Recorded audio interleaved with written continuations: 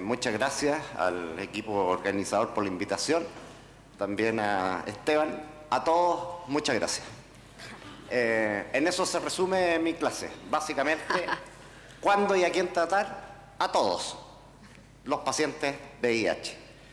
En los siguientes minutos les diré básicamente por qué, pero lo que tienen que saber y el mensaje es que un paciente VIH tiene que ser tratado independiente de las condiciones adicionales en las que esté. ¿Por qué? Bueno, todo esto ocurrió en el año 96, cuando la triterapia aparece en el mundo. Rápidamente se pudo ver en todas las cohortes que los pacientes dejaban de morir, dejaban de enfermarse.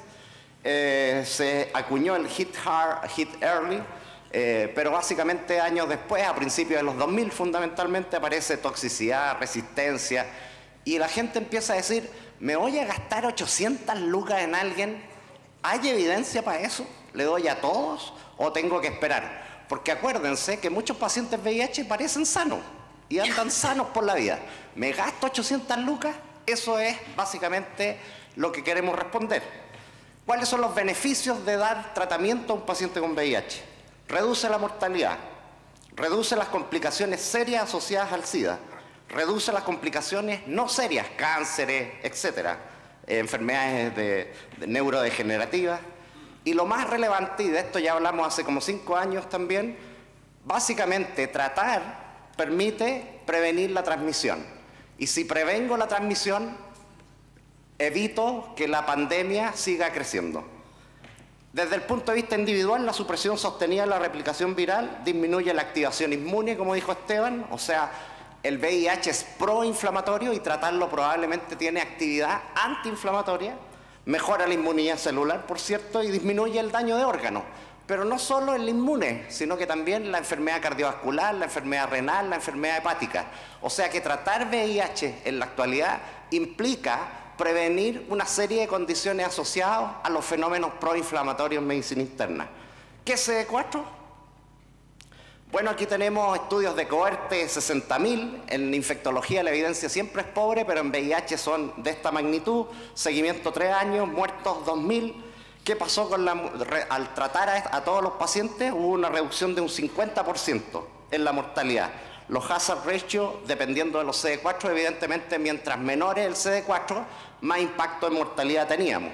Todas las cohortes aseguraron este fenómeno para menores de 350 CD4, que lo van a ver en las antiguas guías.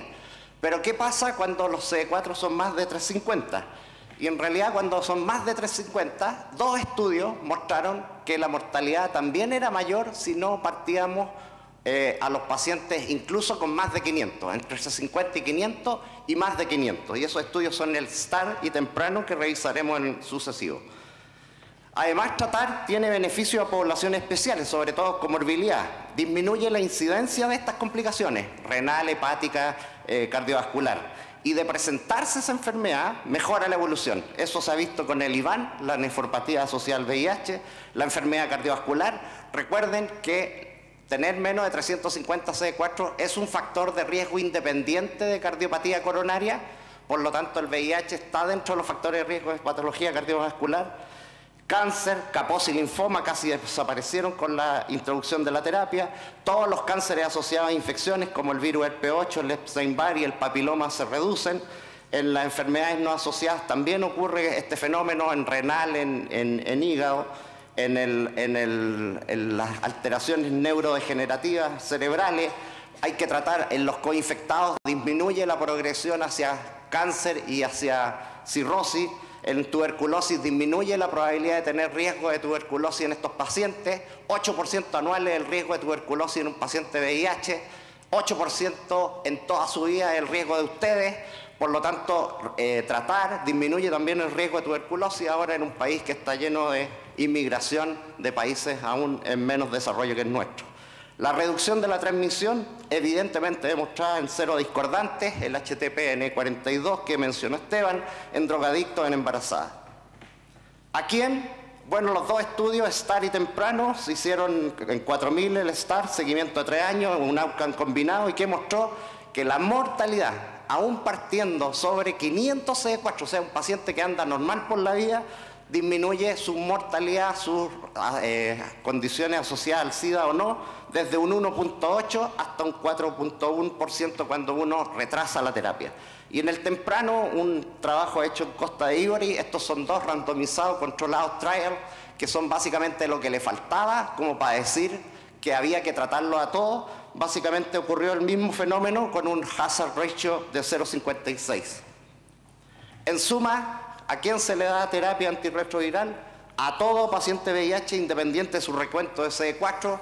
En este minuto la OMS lo clasifica como 1A, en Norteamérica lo clasifican como 1B, les parece que todavía la calidad puede mejorar de algunos trabajos, pero en definitiva en la actualidad hay que ofrecerle terapia antirretroviral a todos los pacientes VIH. Con urgencia a aquellos que tengan SIDA, que tengan comorbilidad por lo que hemos conversado, que tengan infecciones oportunistas, en las embarazadas que disminuye la transmisión al feto y al recién nacido, en virus hepatitis B, alguna duda en infección aguda porque no hemos podido tener Ns como para poder sostenerlo con toda la evidencia que podemos decir lo anterior, pero evidentemente si uno piensa en toda la fisiopatología tiene justa razón partir la terapia. Y quizás el único grupo donde no hay ninguna evidencia son los controllers HIV elite, que básicamente son aquellos pacientes que tienen cargas virales indetectables y CD4 normales, teniendo VIH, en cuyo escenario son menos del 0,5% en el mundo, y la verdad que no sabemos todavía si vale la pena tratarlo o no, y la mayoría creemos que no. Muchas gracias.